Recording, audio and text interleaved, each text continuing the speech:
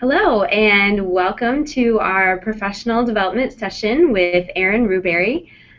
She is a social media specialist here at Peace Corps, and she's going to speak with us today about some tips for how you all can use social media in planning and promoting the events. And Erin, just so you know, we have about 100 interns who are part of this program, and about 80 of them are planning success and service events, so TED-style talks with RPCVs about their experiences, and then about 20 of them are planning mapathons using OpenStreetMap to map for Peace Corps projects. And they'll all be having to use like lots of different social media platforms to get students on their campuses to attend. So we're really excited to have you. Thanks so much for joining us.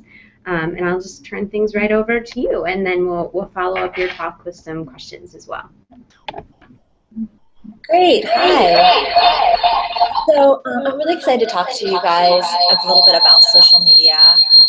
Oh, I am muted. Do you have your microphone? Having some technical issues here.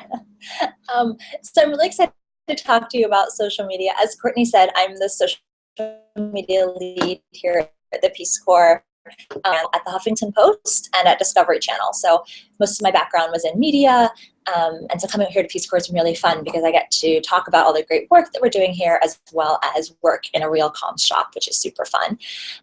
So I have a really short presentation because I hate PowerPoint. You probably hate PowerPoint in school. So I have a really short presentation, and I hope that you have questions. I know that Courtney told me that a lot of you will watch not live, which is totally fine.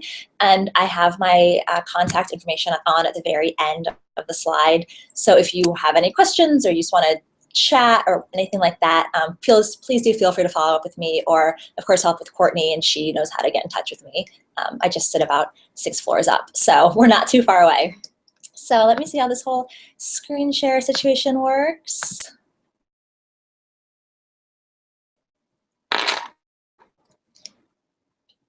Can you see my PowerPoint? Can you see my screen? Excellent. Okay.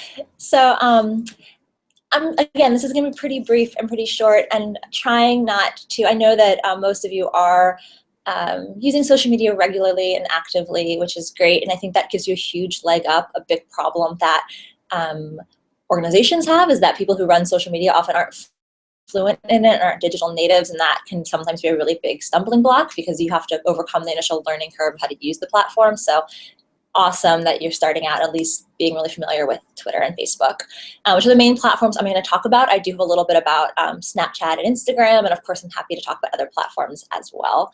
So there's really 3 main things that I think are really important when promoting an event on social media. One is to use as many multimedia assets as you have as possible.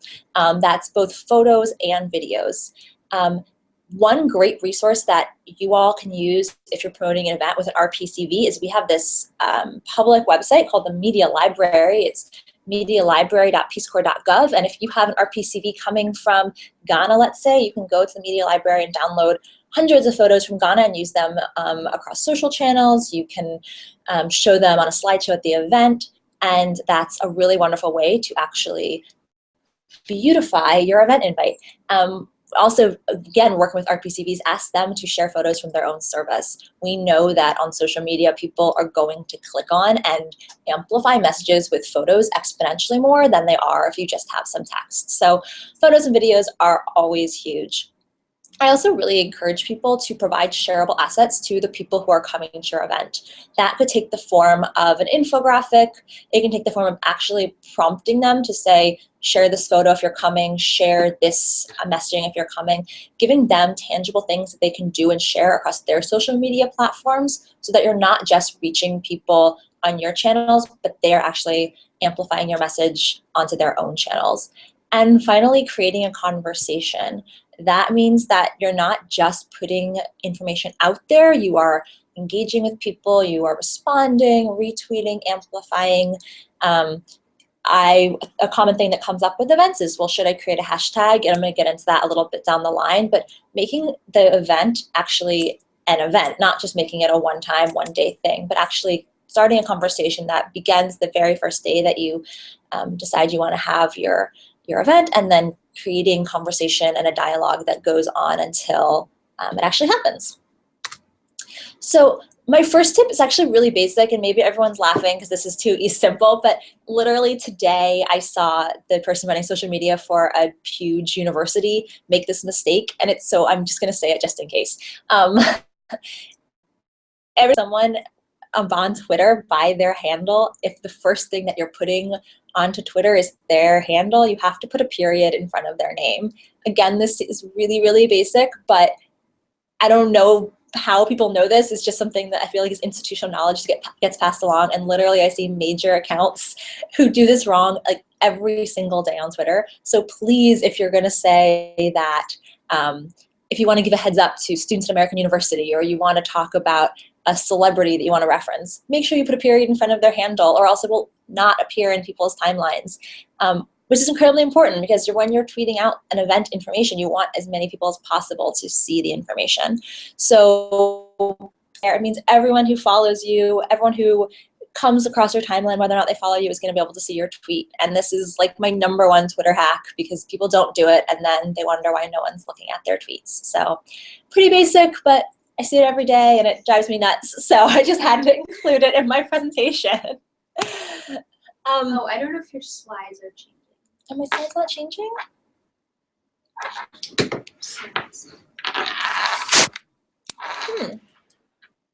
There we go. Good. Now you can see them?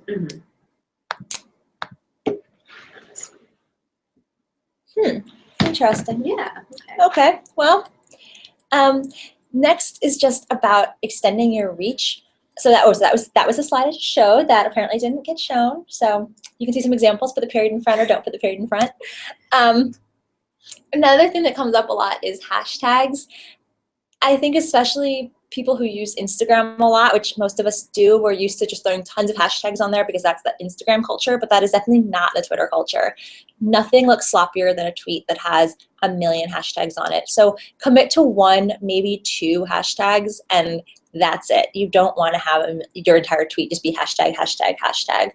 Also, if you are using a hashtag, search the hashtag on Twitter to make sure that it's being used in an appropriate context.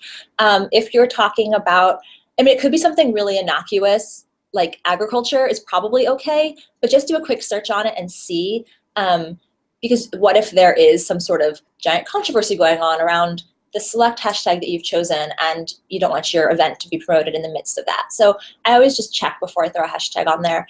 Also, if it is some kind of national event, for instance, again, if we're talking to Return Peace Corps volunteers, see what hashtags those organizations are already using. So at Peace Corps, any sort of recruitment event or application-focused conversation, we use the hashtag ApplyPC. So if you click on the hashtag ApplyPC, you're going to see hundreds of tweets from our account and other accounts that are all about the Peace Corps application process.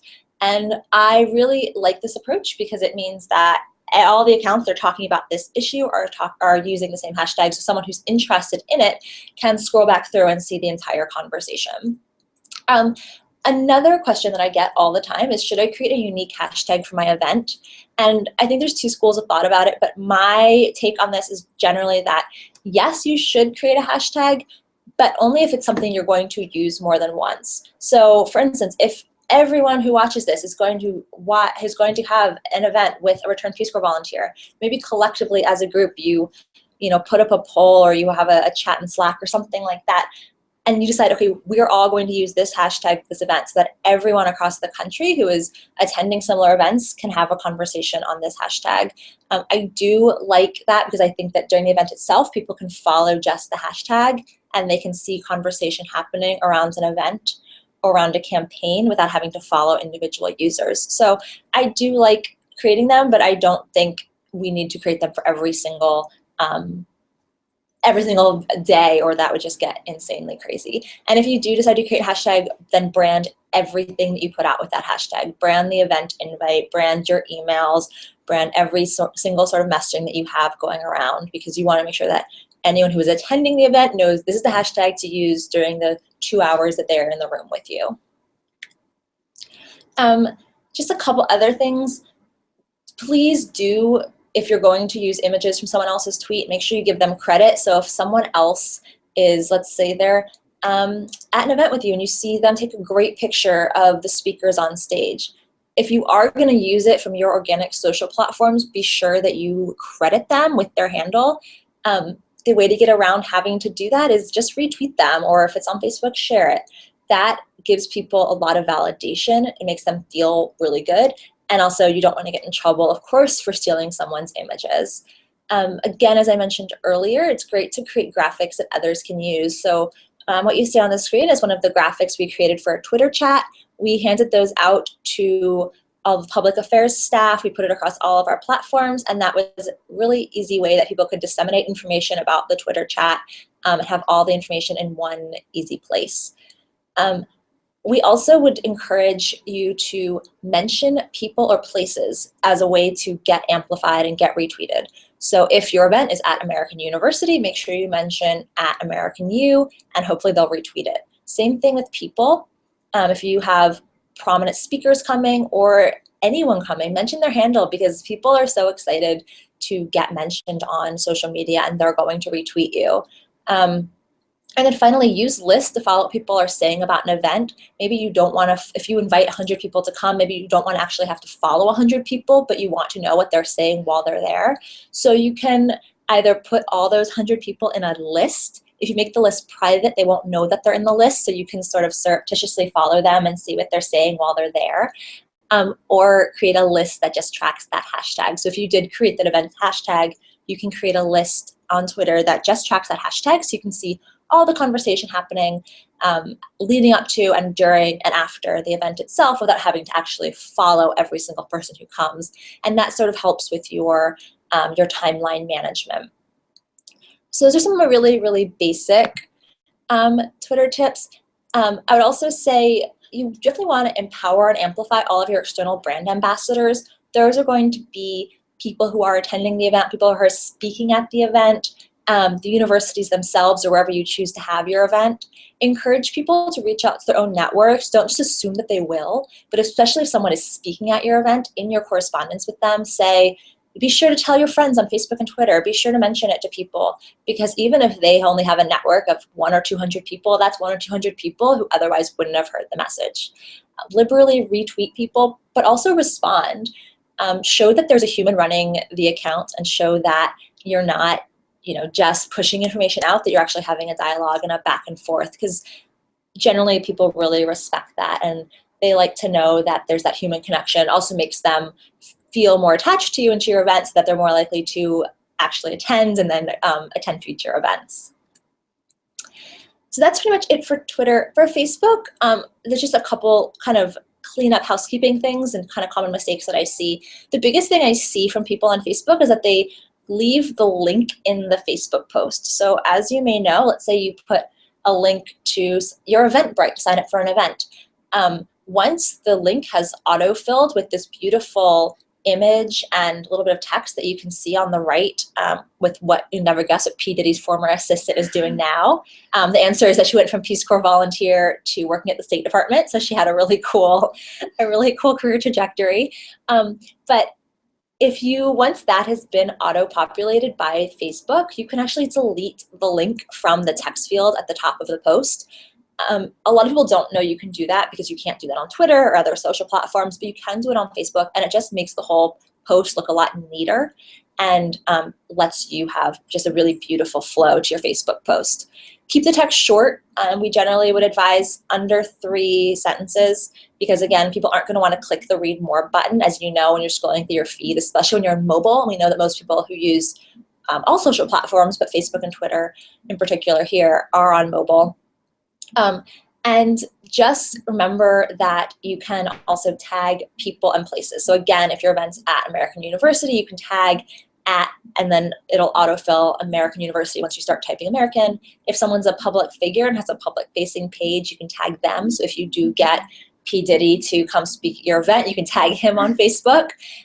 This means that your message or your posting will show up not just in your own Facebook feed and the feeds of people who follow you, but it can show up in the feeds of people who follow, in the example here, it'll show up in the feeds of people who follow Diddy as well as the US Department of State. So that exponentially can increase your reach.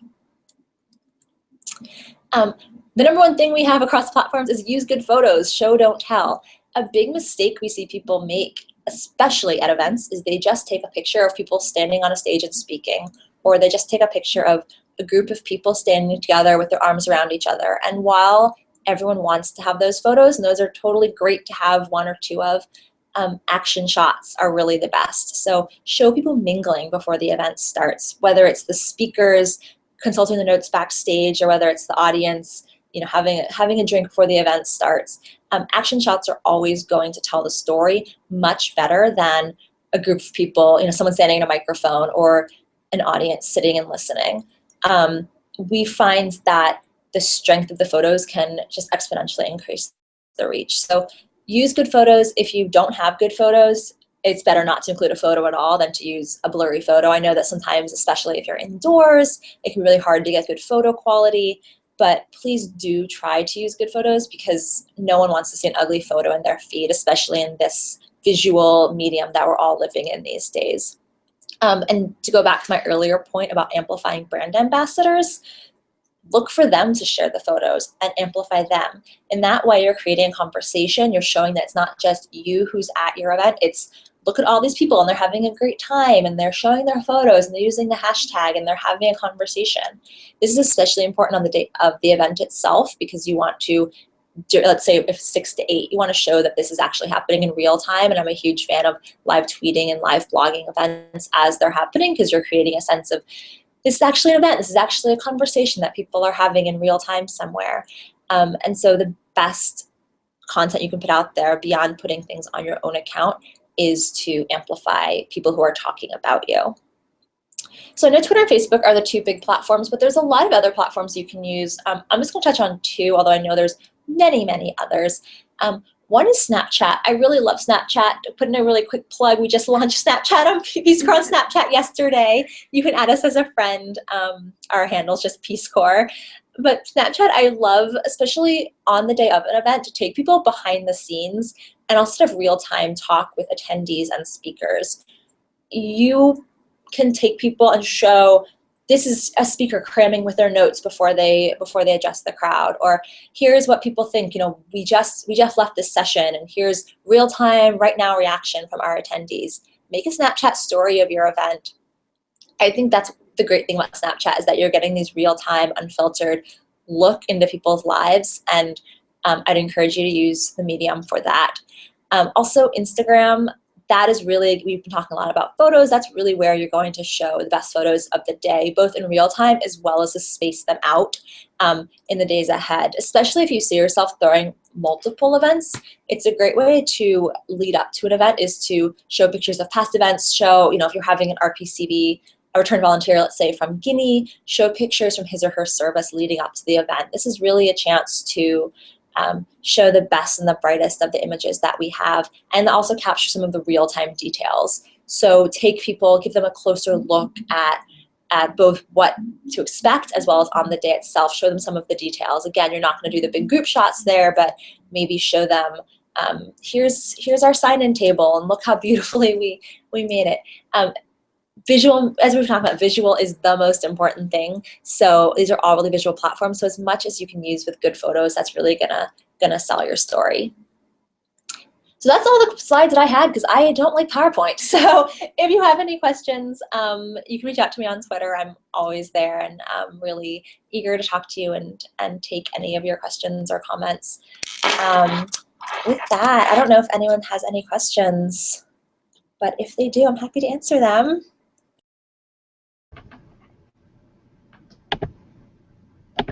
Sorry for the delay there. Yes, Erin, we do have some questions for you that have been coming in through Slack.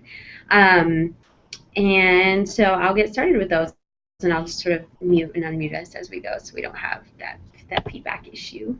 So the first question is from Madiha.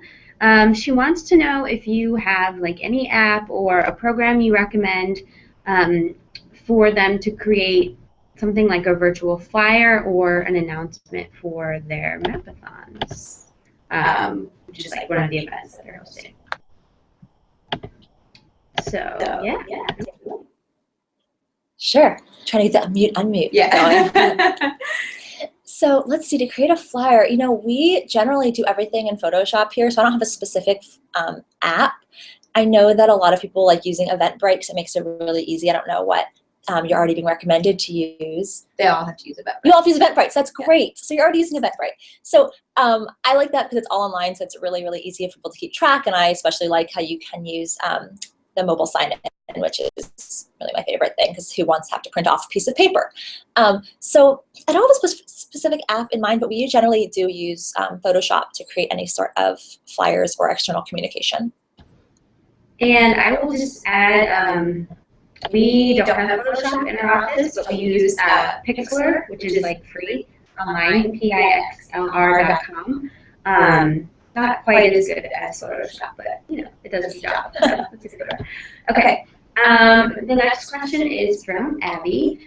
And she wants to know more about your background. Like, did you start out with a background in PR or communication that led you into social media? And if not, how did you get into doing social on the professional level? That's a really good question.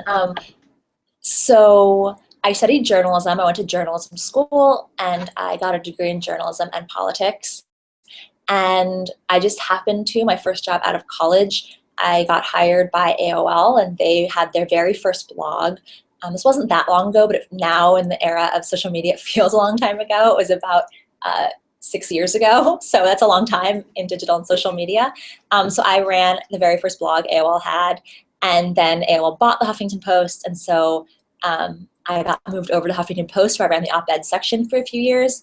And so I do feel like I sort of fell into my career. And HuffPost, as many of you know, is really a leader in social media, and that's how they really built their reputation, was through SEO and through social media, and they're still a leader in that today. And so I really learned as I went, and I completely fell into this career. I never would have expected when I went to journalism school that I would be doing social media for a living, but I feel like I have the most fun job in the government because my job is to read blogs and play on Twitter. And yesterday I spent all day making a Snapchat story. So it's really fun. Urgeable to go into social media. It's definitely a growing sphere, and just have fun with it. And just remember, it is a job, and but it's a really fun job. So I recommend it. Awesome, thank you. And we have another question. This is from Diane, and he wants to know, like, basically what has been the biggest challenge in your career, and how did you overcome it? And I would add to that question of my own, which is, how do you sort of keep up with new platforms as they come out? Because I'm sure that's a challenge, that the space that you work in is constantly changing. So I'd love to hear more about that as well.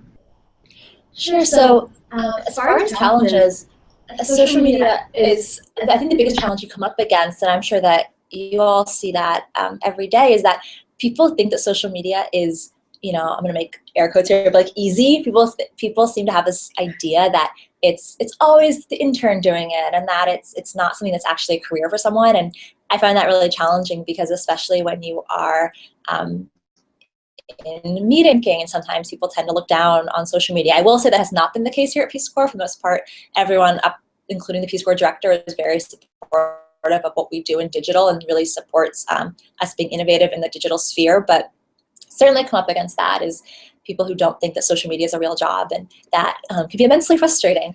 But the way I overcome it is you have to just work hard, and you have to, what I have found in general in life for any job is that if you have the data and numbers to back up your successes, people are going to eventually buy into the fact that you are professional at what you do and you're good at what you do. So if you can point to, yes, you think that my job's easy, but look at all this amazing traffic that I drove to the site, for instance, or look at all these people I got to sign up for an event.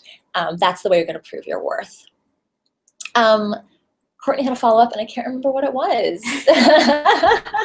No, that's okay. No, that's okay. I was just wondering, how do you sort of keep on top of what I'm sure is like a constantly changing field. And then one thing I didn't ask the first time around, but I'm curious, like when a new platform comes out, how do you know when it's like the right time, or what factors do you consider to decide, is this something like you want to go on personally, and then like is this something we should bring Peace Corps to? I mean, for example, maybe talking about how you came to the decision that like Snapchat would be good for Peace Corps. I'd like to hear about that. Sure.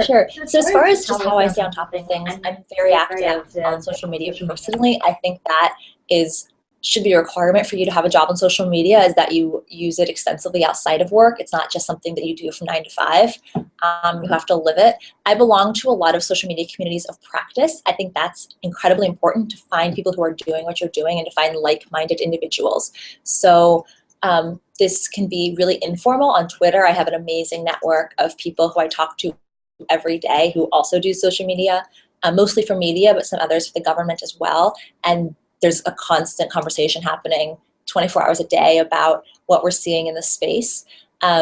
Also within, for instance, in the government, there is a social media community of practice. It's primarily email-based, although we're slowly moving to Slack, which is great, where we share articles, or we share what we're working on, or projects or problems, and that's been a really wonderful resource to be able to bounce ideas off of, especially as working when social for the government is so different than working in the private sector. And so it's really helpful to have people to bounce ideas off of and ask questions too. But I think social media is one of those jobs where it can't just be a 9 to 5. It has to be something that you're always thinking about, which really leads into your next question, which is about how do you know which platforms you want to go on. And you don't always, but I think that seeing, first of all, how widely it's being adopted and seeing who it's being adopted by. So if you remember, about a month ago, there was an app or a platform called Peach that was really hot for about 3 days. It launched at about 4 o'clock on Friday, which is a great time to launch something because everyone's at work waiting to go home and really bored. So they launched, it got really popular over the weekend, it kept crashing. By Monday, it was dead. Peace Corps did not join, but it just goes to show that you have to see how many people are adopting things and then debate whether you think it's worth the long-term investment. In the government, it's really unique because if a cool platform comes along account, we have to go through an entire terms of service negotiation. So while I'm so excited we were on Slack, that was about a year-long process. Not Slack, Snapchat. That's about a year-long process. Snapchat has been around more than that.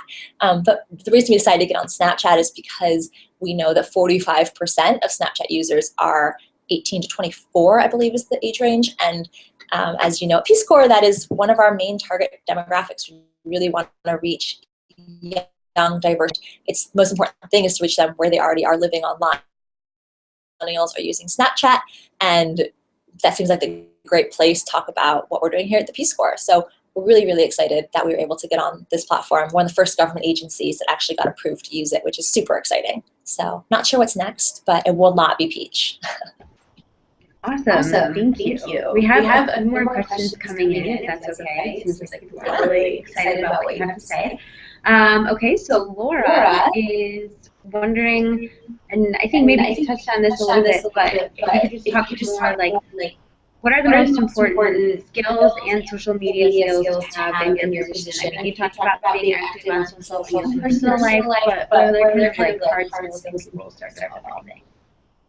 The most important skill, honestly, is to be a good writer. So to develop that writer muscle. Again, like I was saying, people think social media is easy and anyone can do it, but I think the fact that I have a journalism background really helps because I have a sense of what the most newsworthy or interesting part of my messaging is, especially somewhere like Twitter where you only have 140 characters. You have to be able to distill whatever your message is down to 140 characters or less if you have a photo attached, or even less if you have a link attached. So getting down to that nugget. And I do really think that social media makes people better writers because you really do have to just whittle away at your message until you have just the key messaging to put out there. So I would encourage you to definitely work on your writing skills and follow people who you think are doing social media well. So don't just follow your friends and do that, but look at people who are really thought leaders, experts in the space who you think are running social really well, and just a look what they're doing, interact with them. I found that most people, my favorite platform is Twitter, so I'll just not that one as well, but they're really responsive if you reach out with questions or comments. They may not follow back, especially not right away, but reach out and ask, say hi, or you ask a question. Most people are really responsive, and they're happy to answer questions on how they got their jobs or about how they've ended up becoming subject experts. So I'm always encouraging people to reach out to and follow people who they think are doing a good job. And that is across platforms. If you want to make a career in Snapchat, follow people on Snapchat who you think are doing a really good job and who you want to emulate after and learn from them, because that's going to be the best tool. Yeah, and I'll say I love following Erin. I've already learned so much from following your Twitter feed. You all should follow Erin. She has amazing posts. And okay, a follow-up question from something you were talking about earlier. What are good sort of methods or platforms to measure social media performance? So how can we know if what we're doing is working? Sure. So there are a ton of platforms available. Unfortunately, not many of them are free, which is a big negative. We, like in total transparency, we don't have a paid analytics app here at the Peace Corps. So we're sort of in the same boat as a lot of you are in terms of using measurement, which is great because then I talk about the free things. So Facebook and Twitter do offer free measurement tools. Of course, Snapchat will tell you as well how many people viewed your Snap, Instagram, how likes you have. These are really basic. I do think Twitter and Facebook are really basic. They're insights tools showing you how many clicks that you've generated, how many people viewed your video, how many people have engaged with your piece of media. So we really do just use the free tools because we don't have access to paid tools. There are paid tools out there, like Simply Measured is one that we've looked at in the past, that if you do want to get really intense with your social media measurement, you can pay for a product like that, but we do just use the free tools provided by Twitter and Facebook. The tool that I think that was most useful when you are looking at this is it'll tell you how many people clicked on your content, but it also tells you how many people saw your content, period. This is especially true on Twitter. There's something called impressions, and that's my favorite metric. It's not just people who people didn't tweet it, maybe people didn't like it, but they saw what you're putting out there, and that is one extra person who saw your messaging. And whether it is your messaging about a cool new app that you've discovered or about an event that you're hosting, it's people who actually saw your message. So yeah, maybe they didn't retweet it, but they saw it. So I always say the impressions metric is the most important one. Awesome. Thank you. And I'll add here in the Office of Innovation, we started Bitly. So every time we put a link anywhere, whether it's in an email, we try to make it a Bitly link, because I didn't know. I recently learned that Bitly is not only great for shortening your links, but will also track every time that link has been clicked on and where it was clicked and what happened. And so that's another great tool for tracking who's clicking on what you're sending out. We use Bitly as well. Yeah. Excellent. It's very cool. All right. So I think those are all the questions that we have for now. Thank you so much, Erin. This was amazing. I know our interns did too. And I will definitely be sending them your Twitter handle and everything to start following and learning. If you like Peace Corps and pandas, you're really in for a treat. So yeah, and you all should be following Peace Corps already. Yeah, please follow Peace Corps. That's all of our followers.